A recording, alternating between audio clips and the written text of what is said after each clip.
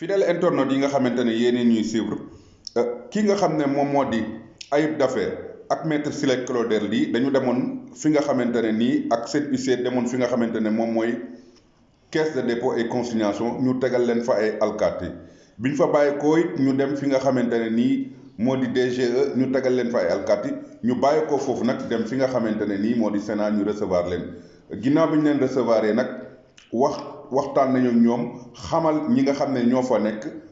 ki nga xam ne moo di kilifa ga ne ko décision de justice bii nga xam ne nii joxe nañ ko bu wane ne Ousmane Sonko dañ ko war a delloowaat ci fichier électoral bi moom lañ ñëw pour jébbal leen ko ginnaaw nag li tax ñu mujjee ci Sénat war recevoir leen parce que gis nañ ne